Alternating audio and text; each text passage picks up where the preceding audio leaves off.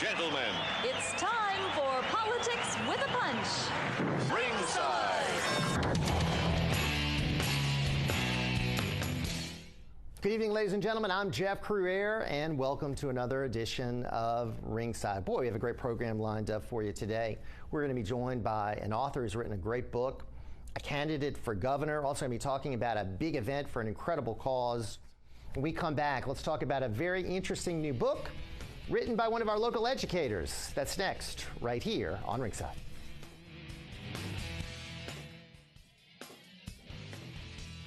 Welcome back, ladies and gentlemen. Pleased now to bring on a guest who teaches at my alma mater, De La Salle High School, and he's also written a book, something that I certainly enjoyed talking about in this program, and here it is. He's the author of And Lead Us Not, and his name is David Pierson, and there you can get a good shot of that. And David, thank you so much for being with us, and congratulations on your book. Well, thank you very much, and thank you for inviting me. Yeah, so tell us about your teaching over at De La Salle. How do you enjoy that? I love teaching. Mm-hmm. I teach ninth grade English composition, and there are pins hanging up from the ceiling for every year, because they all have to do, all the essays are longhand. It isn't anything on a computer, because I don't want them going home or getting traded with somebody else.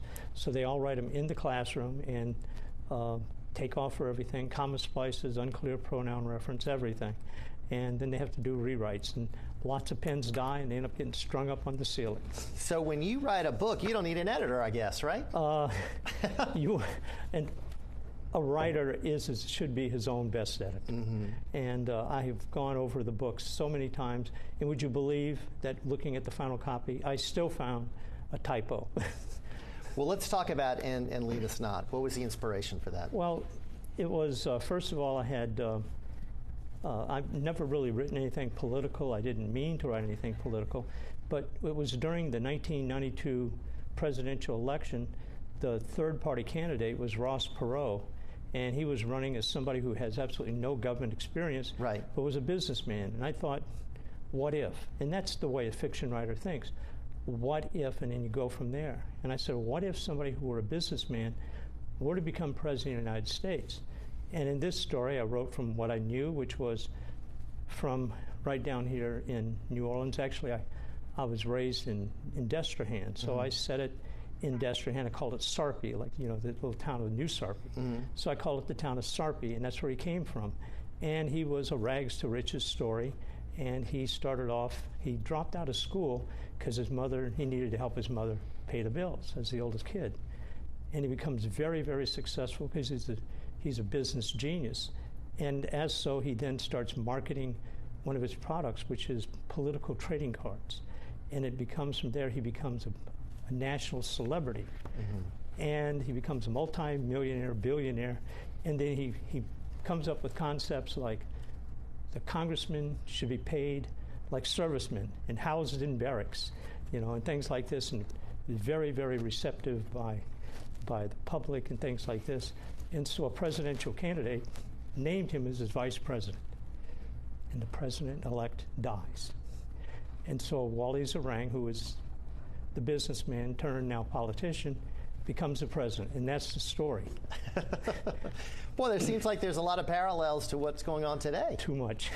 Matter of fact, at one spot, the main character in the story is not the president, but rather a weekly newspaper reporter in the hometown of Sarpy who went to school with him, and is very frustrated because here is a classmate of his has become this enormous political figure. Right. And wealthy and everything, and here it is, he's still on ground level. And so what happens is he finds people who don't like him, and so that's basically written from that perspective, and they're constantly talking about, well, he's not my president. And that's the line that's echoed all the way through, not my president. And then with the inauguration of Donald Trump, I see a picture of my own grandbaby in her stroller. She's 1 year old. And the mama had put a sign there and said, not my president. Who put a sign there? My grandbaby's mama. Oh, wow. Wow. So anyhow, obviously they're not Trump fans. And I was like, and I looked at that and I went, huh? Yeah. It's the very same thing. It's like, I wrote this 25 years ago. Wow. And so my sister calls me a couple of months later and says, David, you're Nostradamus. I said, you know, because the book, when I first put it out there, it was being rejected. Oh, this is not believable. And it's like... It's believable now. It's believable now. And you look at it and you see the media and the congressman, everybody is going against him. You know, he doesn't know what he's talking about. And he keeps coming up with these new ideas about how to run the country like a business. Right. And boy, you know, that makes this so relevant today. And, you know, I wanted to show our viewers, you also included some of these little political cards. And these are, of course, very reminiscent of the old baseball cards I used to collect when I was a kid. They were actually designed, I think it's like 1960 or 61, Topps trading cards, which is like the premier thing back then. And they had cartoons in the back, which is the thing I really liked. Right. And one of the cards that I didn't bring here was, in case you didn't know this, Alan Cranston, who was a U.S. Senator, died in 1999, California.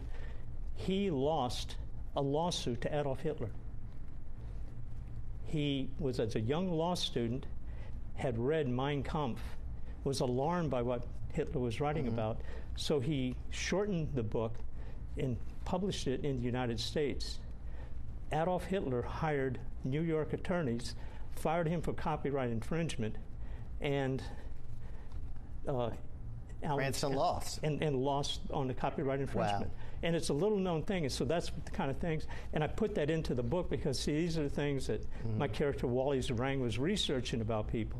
So he's digging up dirt, and so that's what it was. And that's one of the things in it. You know, I think folks will get a good read. I enjoyed reading it, and certainly with the Louisiana connections and, of course, what's going on today in politics. Where can our viewers get a copy of this? They can get this at this particular one, and lead us not, on barnesandnoble.com and also on Amazon.com. There's the audiobook is out. They can get the print copy, and there's also the ebook of it. My other book is Bayou Da Vinci, and that book is now available as a ebook only on barnesandnoble.com, and it's also a print copy, and the audiobook should be coming out within about a month. And that's available at barnesandnoble.com. And now that you've written 4 books? Yes, 2 others that I haven't put out like that they're being looked at as possible movie treatments. So we'll see. Wow, fantastic. And I'm sure you'll have more coming, huh? Oh, that's what I do. There's 2 things that I do in my life. I teach and I write.